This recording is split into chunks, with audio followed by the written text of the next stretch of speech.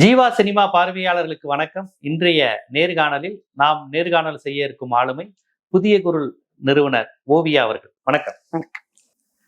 ஒடிசி திரைப்படம் பெரிய அளவில் உலக அளவில் ஒரு தாக்கத்தை ஏற்படுத்தி இருக்கிறது. அது ஒரு கிரேக்க புராண கதை தான். இங்க கதைகள் கடவுள் கதைகள் இருக்கிற மாதிரி, மன்னர் கதைகள் இருக்கிற மாதிரியான ஒரு கதை தான். என்ன வித்தியாசத்தை உணர்றீங்க? இப்ப ராமாயணம், மகாபாரதம் இங்கு உள்ள புராண கதைகளுக்கும் அந்த ஒடிசிக்கும் என்ன வித்தியாசத்தை உணர்றீங்க?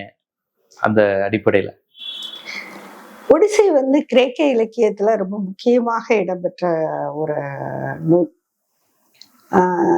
அதனுடைய பங்களிப்பை நீங்க மானுடவியல் வரலாறு எழுதும் போது அவ்வளவு எளிதா புறக்கணிச்சிட முடியாது.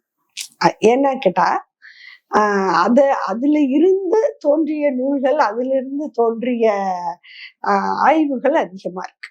அதனால பொதுவாக இன்னைக்கு ஒடிசி திரைப்படம் அப்படின்னா ஒரு பொதுமக்கள் பார்வையில அதனுடைய பிரம்மாண்டம், அதனுடைய அதாவது தொழில்நுட்ப வெற்றி, அதுதான் ரொம்ப பெரிய விஷயமாக பார்க்கப்படும். அதனுடைய அந்த எப்படி படம் எடுத்திருக்கிறாங்க, எப்படி அந்த காட்சிகளை கொண்டு வந்திருக்கிறாங்க, அந்த கடல் முக்கியமாக கடல். அந்த கடலை யார் கண்ணை விட்டும் அது அவ்வளவு சீக்கிரம் போகாது, அந்த அளவுக்கு ஒரு காட்சிப்படுத்துதல், இதெல்லாம் தான் பெரிதாக பாராட்டப்படுகிறது. நம்மளும் அதையெல்லாம் பாராட்டிட்டு தான் அடுத்து தொடங்குறோம். ஒரு மிக நல்ல ஒரு படத்தை படப்பிடிப்பா அவங்க தந்திருக்கிறாங்க. ஆனா நீங்க கேட்ட கேள்வி இருக்கு இல்லையா, இப்ப நம்ம ராமாயணம் இருக்கு, நிறைய பேர் இங்க அப்படி கூட சொல்லிட்டு இருக்கிறாங்க, ராமாயணத்தை பார்த்து அவங்க எழுதிட்டாங்க, அவங்கள பார்த்து ராமாயணம் எழுதிட்டாங்க அப்படின்லாம் சொல்லிட்டு இருக்காங்க.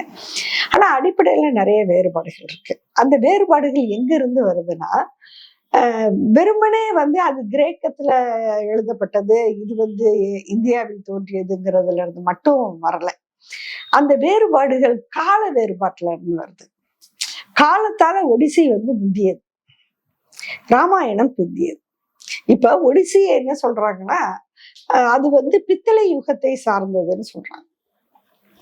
அப்போ உங்களுக்கு பொது நூற்றாண்டுக்கு ஒரு 1200 வருஷத்துக்கு முன்னாடி, 1200க்கு பிறகுதான் உங்களுக்கு இரும்பு யுகம் தொடங்குது. ஒடிசியை ஏன் பித்தளை யுகம்னு அவங்க எப்படி கண்டுபிடிக்கிறாங்க அல்லது எதை வச்சு அந்த ஒரு இதை சொல்றாங்கன்னா, அதுல முக்கியமாக வருகின்ற அந்த ட்ராய் குதிரை, அதுவே பித்தளையாலதான் செய்யப்பட்டது அப்படின்னு சொல்றாங்க. ட்ராயோ அல்லது அதனுடைய கருவிகளோ, அதாவது பித்தளையின் பயன்பாடை அங்க நம்ம பார்க்க முடியுது அந்த இதுல. அதை வச்சு இது பித்தளை யுகத்துக்கு சொந்தமானது அப்படிங்கிற ஒரு முடிவுக்கு வர்றாங்க.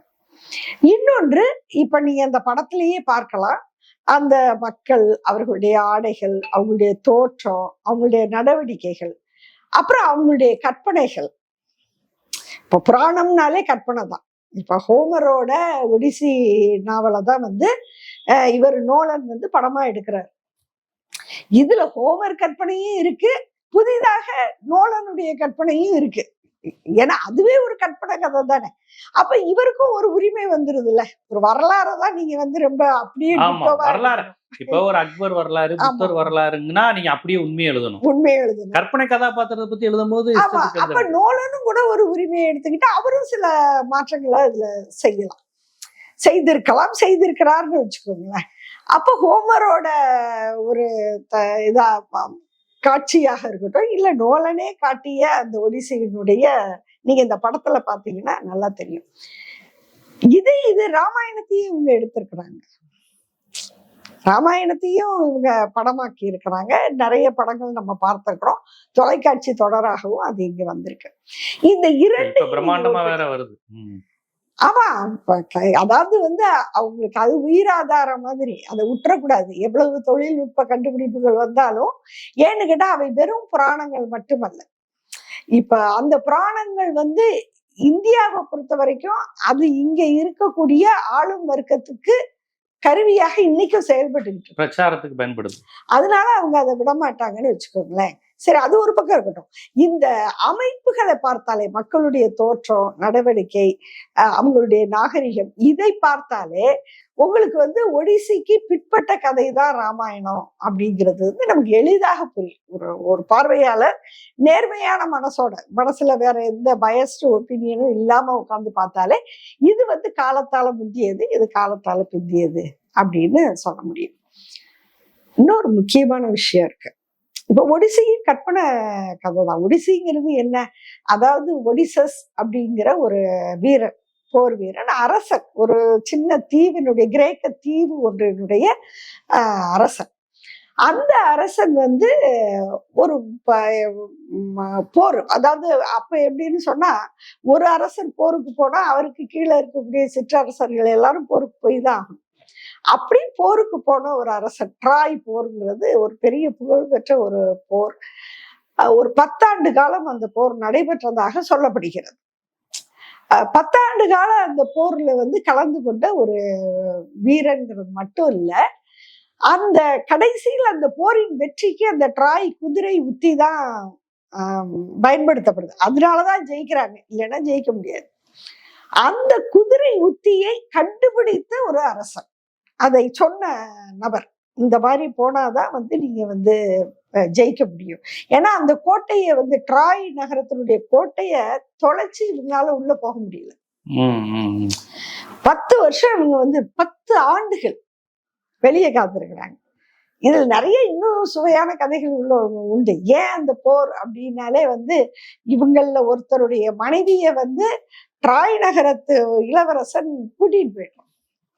அந்த ஹெலன்ங்கிற அந்த அம்மையாரை மீட்பதற்கான ஒரு போர் தான். 10 ஆண்டுகள் காத்திருந்து, ஆனா கோட்டையை தொலைச்சு உள்ள போக முடியல. அதாவது அந்த கோட்டையை அவங்க திறந்தாலே ஒழிய இவங்க வெற்றி பெற முடியாது. ஆனா கோட்டையை அவங்க உள்பக்கமாக தாளிட்டு இருக்கிறாங்க. அப்ப இவங்க என்ன பண்றாங்கன்னா, இவங்க எல்லாரும் திரும்பி போன மாதிரி, இவங்களுக்கும் நிறைய நோயெல்லாம் வருது. இதுக்கு முன்னாடி ட்ராய்னு ஒரு படம் இருக்கு. நீங்க சரியா பாக்கணும்னா ட்ராயை பார்த்துட்டு ஒடிசி பார்க்கணும். அப்பதான் முழுமையான புரியுத கதை ஏங்கிறதே முழுசா புரியும். அப்ப இந்த குதிரை தான் அதுல முக்கியமான ரோல். ஒரு பெரிய குதிரைய வந்து அவங்க செஞ்சு, செயற்கையான ஒரு குதிரை, பெரிய பொம்மை. அதுல வந்து கிட்டத்தட்ட வந்து ஒரு 800க்கும் மேற்பட்ட வீரர்கள் உள்ள பதுங்கி இருக்கிறாங்க. ஆனா வெளியே தெரியாது. அந்த குதிரையை மட்டும் விட்டுட்டு இவங்க திரும்பி போன மாதிரி ஒரு காட்சியை ஏற்படுத்திடுறாங்க. ஆனா அவங்க திரும்பி போகவும் இல்லை. இவனி இந்த ட்ராய் உள்ள இருந்து எல்லாரும் போயிட்டாங்க அப்படின்னு அவங்க கோட்டை மேல இருந்து பாக்குறாங்களே, பார்த்துட்டு சில வீரர்கள் வர்றாங்க, வந்து உறுதிப்படுத்துறதுக்காக வர்றாங்க. வந்த உடனே இது என்னது அப்படிங்கிற கேள்வி வருது. இது ஏன் இங்க நிக்குதுன்னு ஒரே ஒரு வீரன் மட்டும் அதுக்கு பக்கத்துல நிக்கிறான். போய் இது என்ன அப்படின்னு கேக்குறாங்க. இது வந்து நான் அதினா தெய்வத்துக்கு நாங்க காணிக்கையா கொடுத்துட்டு போறோம் அப்படின்னோடனே, ஆக்சுவலா அதுலயே 2 கருத்து வருது. ஒருத்தங்க இது வேண்டாம் அவங்க கொண்டு வர எதையும் நம்ம ஏத்துக்க கூடாது, எதிரிகளோடது, அதனால அதை எரிச்சிடணும் அப்படின்னு ஒரு கருத்து வருது. அப்ப கூட அந்த மக்கள் தங்களுடைய கடவுள் நம்பிக்கையினாலதான் விட்டு கொடுக்குறாங்க. கடவுளுக்கு காணிக்கைன்னு வந்தது இல்லையா, அதையே வந்து நீங்க வந்து கடவுளுக்கு காணிக்கைன்னு சொன்னதை நம்ம சொல்ல வேண்டாம், உள்ள எடுத்துட்டு போவோம்னா அவங்களே அத்தனை வீரர்களை உள்ள கூட்டிட்டு போயிடுறாங்க. அவங்க ராத்திரியில வெளியே வந்து கோட்டை கதையை திறந்து விட்டு ஜெயிச்சிடறாங்க. இது வந்து ட்ராயோட கதை. அதுல கலந்துகிட்ட இந்த ஒடிசஸ்ங்கிற இந்த மன்னன், போர் வீரன் அங்க இருந்து திரும்பி வர்றாங்க. அப்பெல்லாம் வந்து எல்லாமே சவால் தான். ஒரு இடத்துக்கு போயிட்டா திரும்பி வர்றது ஒரு சவால். எந்த கப்பல், அதுவும் கடுமையான கடல் வந்து பல்வேறு சோதனைகளை தரும் இல்லையா, புயல், வெள்ளம், நீர்ச்சூழல், இப்படி பல்வேறு கஷ்டம். அப்புறம் ஒவ்வொரு சாப்பாட்டுக்காக நிலப்பரப்ப தேடணும், ஒரே ஸ்ட்ரெச்ல வர முடியாது. அப்ப ஒவ்வொரு நிலப்பரப்புலையும் அவங்களுக்கு வேற வேற சோதனைகள் வருது. ஆனா இந்த கதை எப்படின்னா, அவன் திரும்பி வர்றதுக்கு 10 வருஷம் ஆகுது. ஒடிசஸ்ங்கிற கதையே அந்த 10 ஆண்டு கால கதை தான். இது எல்லாமே பாடல்கள். எப்படி வந்து இங்க வந்து ரிக்வேதம் இதெல்லாம் வந்து வெறும் பாடல்களாக இருக்குதோ, அது மாதிரி இது பாடல்களாக சொல்லப்பட்ட கதை தான் இந்த ஒடிசிங்கிறது. அப்படி அவங்க திரும்பி வரும்போது, ஆனா இந்த கதையில அவங்க எப்படி கொண்டு வந்துடுறாங்கன்னா, அந்த ஒவ்வொரு நிலப்பரப்புக்கும் அவங்க போறாங்க இல்லையா, அங்கெல்லாம் வந்து விலங்குகளால தாக்கப்பட்டோம்னு அவங்க சொல்லல. அங்க வந்து பேய் இருந்தது, பிசாசு இருந்தது, அந்த மாதிரியான சூனியக்காரிகள் அந்த மாதிரி கொண்டு போய் அவங்கள்ட்ட இருந்தெல்லாம் தப்பிச்சு இவர் வர்றாரு. அதுல வந்து என்னன்னா, அதுல ஒரு நுட்பமான விஷயத்த நம்ம கவனிக்க முடியும். நம்ம ஆழ்ந்து பார்த்தோம்னா, அது எதுவுமே வந்து எது சார்ந்ததுன்னா, அவங்களுக்கு ஒரு விதி இருக்கு. ஒரு சமூக ஜூஸ் விதின்னு சொல்றாங்க.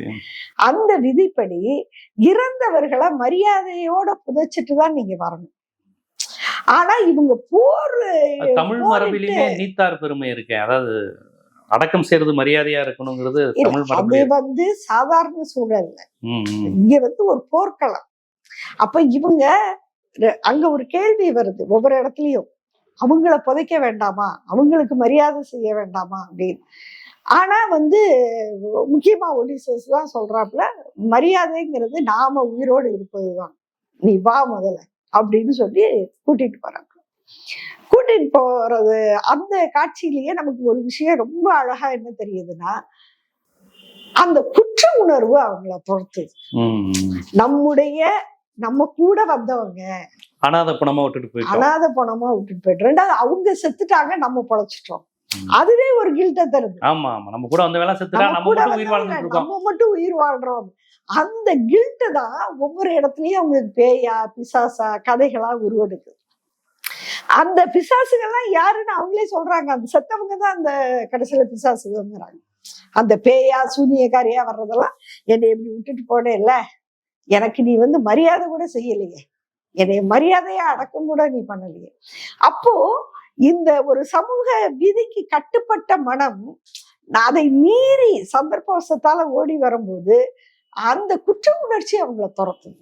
அதுதான் வந்து நம்ம புரிஞ்சுக்கக்கூடிய ஒரு விஷயமா இருக்கு. சரி, அதையெல்லாம் தாண்டி வர்றாங்க. அதுக்குள்ளார இங்க வந்து இந்த நாடு, இந்த ஒடிசியோட நாட்டுல என்ன நடக்குதுன்னா, அங்க வந்து என்னன்னு கேட்டா, இந்த இடத்துலதான் ரொம்ப நீங்க என்ன அந்த ஒரு உங்களுடைய ஆரம்ப கேள்விக்கு நான் வர்றேன். என்ன வேறுபாடு அப்படின்னு கேட்டா, அங்க இருக்கக்கூடிய ராணி, அந்த ராணி யாரு, ஒடிசஸோட மனைவி. மனைவி வந்து மனைவி யாரை கணவன் என்று அறிவிக்கிறாளோ அந்த கணவன் தான் அதிகாரத்துக்கு உரிய. இப்போ இந்த இடம் தான் நமக்கு வந்து, இது ஏன் நீங்க கூட கேட்கலாம், ராமாயணம்லாம் வந்து நீங்க கொளுத்தணும்னு சொல்லுவீங்க, ஆனா வந்து ஒடிசியை பத்தி கேட்கும்போது இது ஒரு முக்கியமான இலக்கியம்னு சொல்றீங்கன்னா, நான் வந்து அதை வந்து வணங்கத்தக்க இலக்கியம்னு நான் சொல்லல, போற்றத்தக்கதுன்னு நான் சொல்லல, அதை வச்சு வழிபாடு பண்ணணும்னு சொல்லல. இன்னும் சொல்லப்போனா அதை வச்சு இன்னைக்கு யாரும் ஆட்சியை பிடிக்கவும் இல்லை. அது இன்னைக்கு ஒரு பழங்கால இலக்கியமாக அங்கு வந்து இருக்கு. இந்த இடத்துல நம்ம என்ன கவனிக்கிறோம்னா, ஒவ்வொரு ஆணுக்கும் அதிகாரம் பெண்ணிடமிருந்து தரப்படுது. அந்த இப்ப ஒரு ராஜா இல்ல அந்த நாட்டுக்கு, 20 வருஷமா இல்லை இல்லையா? அப்ப இயற்கையா யாரோ ஒருத்தர் அதை கைப்பற்றி இருக்கணும் இல்லையா? ஒரு யாரோ ஒரு ஆண்மகன் அந்த அரண்மனையில இருந்தோ, அது சிப்பாயில இருந்தோ, தளபதி வந்தேரிகள் அப்படின்னு வந்தேரிகள்ங்கிற ஒரு வார்த்தையை பயன்படுத்துறாங்க. அது கூட ரொம்ப அதை பத்தி அடுத்து பார்ப்போம். ஆனா அப்படி ஒரு ஆணால அதிகாரத்தை எடுத்துக்க முடியல. ஏன்னா அதிகாரத்தை ராணி தான் தரணும். அந்த ராணி யாரை கல்யாணம் செய்து கொள்கிறாளோ அவர்தான் அரசன். அப்போ 20 வருஷமா அங்க எல்லாரும் காத்திருக்காங்க. எதுக்கு காத்திருக்கானா, இந்த ராணி என்னைய கல்யாணம் பண்ணிக்க மாட்டாளா அப்படின்னு. ஆனா அந்த ராணி வந்து ஒரு ஸ்லோயிங் டாக்டிஸ் மாதிரி நான் இந்த நெசவெல்லாம் செஞ்சு முடிச்சுட்டு தான் முடிவெடுப்பேன் அப்படிங்கிற மாதிரி சில விஷயங்களை சொல்லி ஏதாவது ஒரு தள்ளி போடுகின்ற ஒரு, ஏன்னா அவளுக்கு வந்து ஒடிசஸை தவிர வேற யாரையும் விரும்ப அவளுக்கு முடியல. அவர் நம்புறா. இன்னும் அவர் வந்து இறந்து போயிட்டாருன்னா கூட பரவாயில்ல, ஆனா அப்படி ஒரு உறுதிப்படுத்தப்பட்ட தகவல் இல்லை. எப்படியும் என்னுடைய கணவன் திரும்பி வருவாருன்னு அந்த பெண் நம்புறாங்க.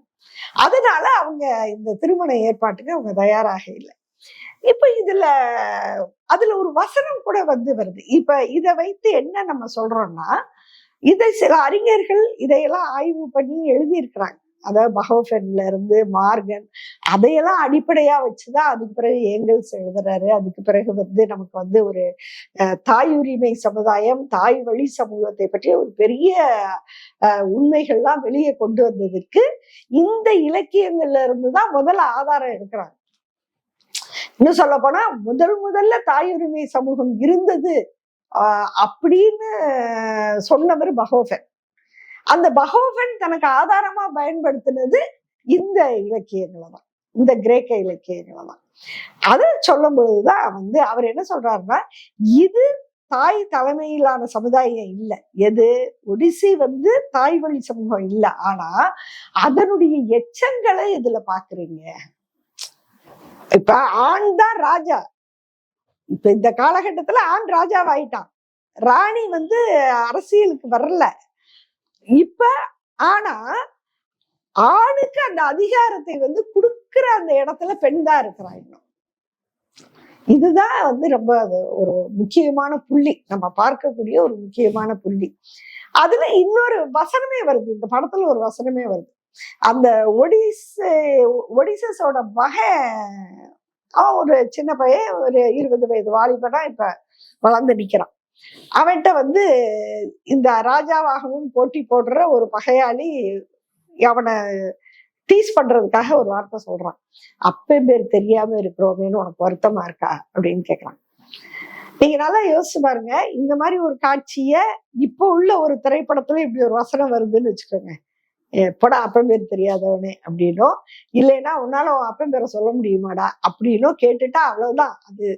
அதாவது அதை தவிர தாக்குதலுக்கான ஒரு விஷயம் வேற எதுவுமே இல்லை. அதுக்கப்புறம் அடிக்காம ஒருத்தர் இருக்க முடியாது. அதுக்கு பிறகு அவன் உயிரோட வாழ்றதே அர்த்தம் இல்லைங்கிற மாதிரி ஆயிடும் பல்வேறு திரைப்படங்கள். ஆனா இந்த படத்துல அந்த பையன் திருப்பி கேட்கிறான், அப்பன் பேர் தான் யாருக்குமே தெரியாது, யாருக்கு அப்பன் பேரை உறுதியா சொல்ல? அப்ப இது தாய் வழி சமூகத்துடைய, அதைத்தான் நான் சொல்றேன். அந்த வசனம் சர்வ சாதாரணமா வருதுங்க. தாய் வழி சமூகத்துல அம்மா மட்டும்தான், அப்பா தெரியும் தெரியாதுங்கல்ல, அதை பத்தியே யாருக்கும் அந்த உரையாடல் இல்ல. அதாவது இந்த பார்பன்ங்கிற ஒரு அறிஞர், பார்பரா அப்படிங்கிற ஒரு அறிஞர் சொல்லுவார், அப்பாங்கிறது அப்பெல்லாம் ஒரு கருத்து தான் அப்படின்னு, அம்மா தான் உண்மை, அப்பா ஒரு கருத்து அப்படின்னு சொல்லுவாப்ப. ஏன்னா அன்றைய வாழ்க்கை முறை அப்படி இல்லையா? அப்ப இந்த படத்துல அந்த வசனம் ஒரு வசனமாகவே அது இடம்பெறுது.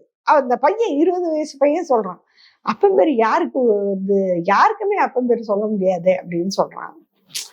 ஆக இந்த ஒரு இலக்கியங்கள், இந்த உரையாடல்கள், இந்த கவிதை நடைகள்ல இருந்துதான் மானுடவியல் அப்படிங்கிறது தனக்கான கடந்த காலம் குறித்த பல்வேறு உண்மைகளை இன்றைக்கு பெற்றிருக்கு.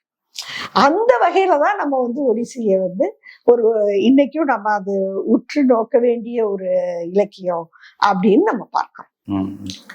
அதாவது பண்டைய கால கடவுள் முறைகள், நம்பிக்கைகள், அதையெல்லாம் பார்க்கும்போது உலகம் முழுவதுமே இந்த கான்செப்ட் ஒரே மாதிரிதான் இருக்கு. இப்ப அந்த காலகட்டங்கிறது அதாவது இயேசுநாதர் பிறப்பதற்கு முன்னாடி, அதாவது எனக்கு தெரிஞ்சு 1200 வருஷத்துக்கு முன்னாடி. ஆமா, எனக்கு தெரிஞ்சு யூதம், கிறிஸ்தவம், இஸ்லாம் 3க்கும் முன்பாக இருக்கும்.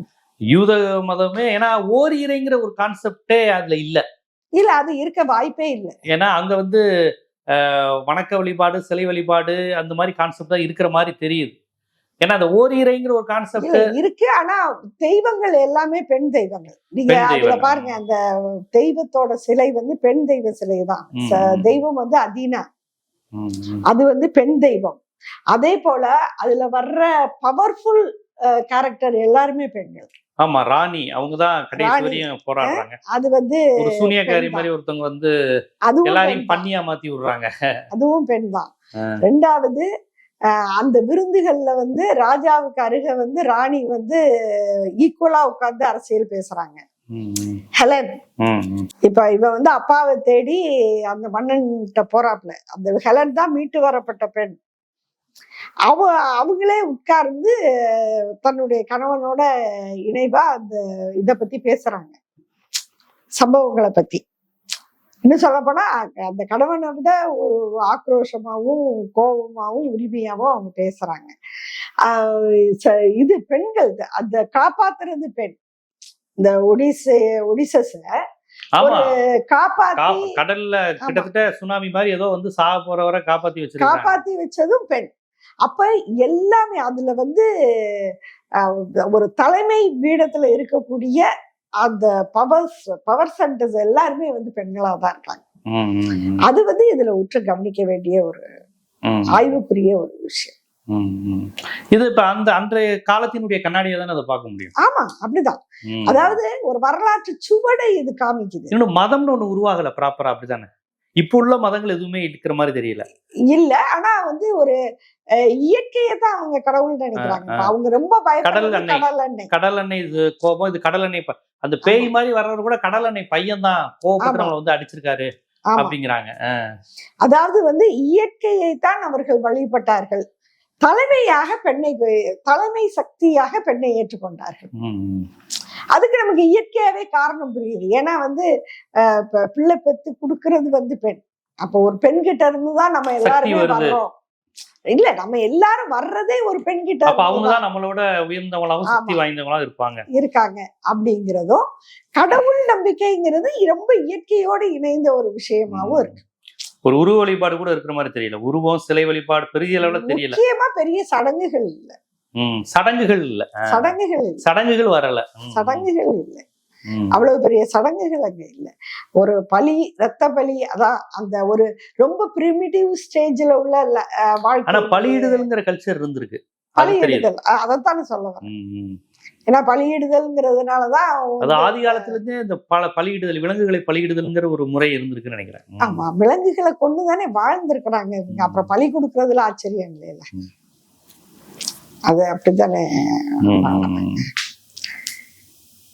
அப்ப இங்க பேசப்படுற புராண இதிகாசங்களான மகாபாரதம், ராமாயணத்தை நீங்கள் விமர்சிப்பதற்கும் ஒடிசியை நீங்கள் விமர்சிக்காமல் ஆய்வு செய்வதற்கும் வித்தியாசம் இருக்கு.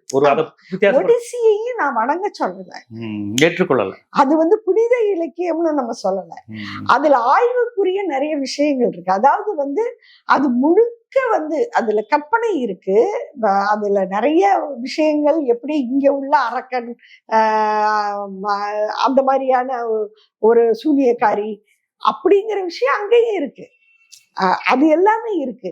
ஆனா அதை தாண்டி ஒரு சமூக அமைப்பை வந்து அது நமக்கு காட்டுது அப்படிங்கிற முறையில இன்னைக்கும் அது ஆய்வுக்குரிய ஒரு விஷயமாக நம்ம எடுத்துக்கொள்ளலாம். அந்த இலக்கியத்தை வந்து பார்க்கலாம் அப்படின்னு நம்ம சொல்றோம். ஆனா கிளைமேக்ஸ் ராமாயணத்துல முடிகிற மாதிரி இருக்கு. அந்த வில்ல எடுத்து இது பண்ற சீன் வந்து சுயம்பரம் காட்சி, சீதை சுயம்பர காட்சியை நினைவுபடுத்துற மாதிரி இருக்குங்கிறது. அதுதான் எல்லாரையும் ராமாயணம் ஒடிசின்னு பேச வைக்கும். ஒருவேளை வந்து இவங்க அவங்கள்ட்ட இருந்து எடுத்திருக்கலாம், அந்த ஒரு காட்சிய வந்து எடுத்திருக்கலாம்.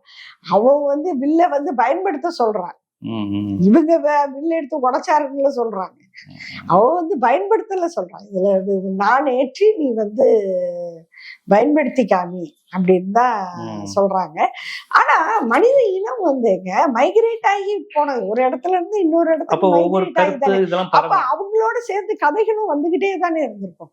அவங்க நம்பின கதைகள், அவங்க சொன்ன கதைகள். சுயம்பரம் பார்த்து பெரிய பெரிய மகாராணிகள், பணக்கார பெண்கள், ஏழை பெண்கள் எப்படின்னு தெரியல, அப்படி ஒரு 10 பேரை ஷோகே இது மாதிரி வா அவனை நடக்க சொல்லு, இவனை ஓட சொல்லுங்கிற மாதிரி பார்த்துதான் திருமணம் பண்ணியிருக்காங்க உலகம் முழுவதுமே. இல்ல, திருமணம்ங்கிறதே வந்து திருமணம் அப்படிங்கிறதே வந்து ஒரு செயற்கையாக புகுத்தப்படுற ஒரு அமைப்பு தானே. எல்லா வாழ்க்கைக்கு அது அடிப்படையான இன்ஸ்டிடியூஷன் சொல்ல முடியாது. ஆனா இப்போ ஒரு 2000 வருஷமா நாம அப்படி கொண்டு வந்துட்டோம். அதுல ஏற்கனவே ஒரு தலைமையிலேயும் அதிகாரத்திலேயும் இருந்த பெண் தன்னுடைய தேர்வு உரிமையை தக்க வச்சிருந்தாங்க அப்படிங்கிறதுக்கான ஒரு ஆதாரம் தான் வந்து சுயம்பரம்ங்கிறது. இப்போ நீங்க ஆனா அது பணக்கார பெண்களுக்கும் அரண்மனை பெண்களுக்கு மட்டும்தானே இருந்திருக்கும். நீங்க அப்படின்னு சொல்ல முடியாது. அரண்மனை பெண்களுக்கு இருந்த அந்த கஷ்டம் கூட இல்லாம எளிய பெண்கள் வாழ்ந்திருக்கலாம். அந்த விதி கூட இல்லாம எளிய பெண்கள் வாழ்ந்திருக்கலாம் அப்படின்னு நம்ம சொல்ல முடியாது. இந்த இவ்வளவு சிக்கல்லையும் 20 ஆண்டுகளாக கணவன் இல்லாம அந்த வாழ்கின்ற ஒரு ராணியை வந்து வேற யாரும் நெருங்க கூட முடியல இல்ல. இப்ப நீங்க வந்து ராமாயணத்துல வந்து சீதையை தூக்கிட்டு போற காட்சி வந்துருது. அவளை வந்து தூக்கிட்டு போற அந்த கவர்ந்து செல்கின்ற அந்த காட்சி வருது. ஆனா அப்படி பார்த்தா இதைத்தான் அவங்க ராமாயணத்தோட ஒப்பிடுறதுக்கு ட்ராய்க்கு வேணா இவங்க போகலாம், ஹெலனை தூக்கிட்டு போனது. ஆனா ட்ராய் படத்தை பார்த்தா ஒரு விஷயம் ரொம்ப தெளிவா தெரியும். ஹெலன் வந்து விரும்பிதான் போறாங்க. அந்த ராவணன் சீதை அப்படி இல்ல, அங்க தூக்கிட்டு போறதுங்கிற கான்செப்ட் அங்க கிடையாது. அவங்க விரும்பிதான் போனதாக இருந்ததாக தான் வந்து அவங்க போக மாட்டேன்னு சொல்லி இவங்க கூப்பிட்டப்ப கூட அவங்க வர தயாரா இல்லை அப்படிங்கிறது தான் வந்து ட்ராயோட கதை. ஆனா அதுக்கு பிறகு வந்து இந்த படத்துல பார்க்கும்போது கணவனும் மனைவியும் மகிழ்ச்சியா தான் இருந்து அந்த விருந்துகள்ல கலந்துக்கிறாங்க. அதுல கூட ஒரு இன்ட்ரெஸ்டிங்கான ஒரு விஷயத்த நம்ம பார்க்கணும் அப்படின்னு சொன்னா, இதுல ஹெலன் வந்து ஒரு கருப்பரி இன பெண் மாதிரி காட்டுறாங்க. ஒரு கருப்பு நிற பெண்மணியாக ஹெலனை காமிக்கிறாங்க. ஆனா ஹோமரோட ஹெலன் வந்து கருப்பு நிற பெண்மணி கிடையாது. ஏன்னா வந்து வெண்ணிற தோள்களை உடையவளே தான் வந்து ஹெலனை ஹோமர் வர்ணிக்கிறார். அப்ப இது வந்து நான் முதல்லயே சொன்ன மாதிரி இது நோலனோட கான்ட்ரிபியூஷன். இது என்ன ஆகுதுன்னா இன்னைக்கு வந்து ஒரு அதைத்தான் நான் சொல்றேன், ஒரு இலக்கியம் அந்தந்த காலத்துக்கு தகுந்தவாறு ஒரு மாற்றம் பெறுகிறது. இன்னைக்கு இருக்கக்கூடிய கருப்பு அரசியல் அது ஆப்பிரிக்காலையும் மார்க்கெட் இருக்கு சினிமாக்கு இன்னைக்கு. கரெக்ட். அப்ப என்னன்னு கேட்டா இன்னைக்கு இருக்கக்கூடிய பாதிப்புனாலதான் நோலன் என்ன பண்றாரு, ஏன் அவங்கள ஒரு வெள்ளையின பெண்ணா வைக்கணும். அதாவது ஹெலன் வந்து எப்படின்னா அவளுடைய அழகு அதுதான் அங்க ரொம்ப பிரமாதமாக. அழகுனா நீ ஏன் வெள்ளை நினைக்கிற? கருப்பும் அழகு, கருப்பு அழகுதான். அந்த பெண்ணை வந்து ஒரு கருப்பு நிற பெண்மணியாக சித்தரிச்சிருக்கிறது இது ஒரு சுவாரஸ்யமான விஷயம். ஏன்னா எனக்கு ஸ்கிரீன்ல பார்த்தப்ப நம்ம ட்ராய் பார்த்திருக்கேங்க முன்னாடி.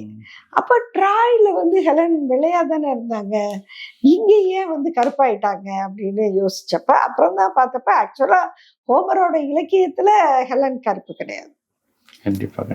ஹோமரோட இலக்கியத்துல ஹெலன் கருப்பு இல்ல. ஆனா படத்துல நோலனோட கற்பனையில அவங்க ஒரு கருப்பு இன பெண்ணாக பரிணாமம் அடைகிறாங்க. அது எதை காட்டுதுன்னா இந்த காலத்தின் அரசியல். 2200-300 ஆண்டுகளுக்கு முன்னாடி எழுதப்பட்ட ஒரு கற்பனை கிரேக்க இலக்கிய கதை. அந்த பிராணம் இன்றும் உலகம் முழுவதும் மொழி கடந்து தேசம் கடந்து அனைவராலும் பேசப்படுகிற அளவுக்கு ஒரு தாக்கத்தை ஏற்படுத்தி இருக்குன்னா அந்த அந்த படைப்புக்கான ஒரு வெயிட் இருக்கதான் செஞ்சிருக்கு. இத்தனை ஆண்டு காலம் அது தாங்கியிருக்கு. அந்த கதை அதை எடுத்துட்டு வந்திருக்கிறாங்க, தொடர்ந்து கொண்டு வந்திருக்கிறாங்க. அதான் மனித இனம் வந்து மனித சமூகங்கள் உருவாகி வளர்ந்ததே கதையாடல்கள் மூலமா தான். அதனால கதைகளை அவ்வளவு சீக்கிரம் வந்து இந்த இனம் தொலைக்க விரும்பாது.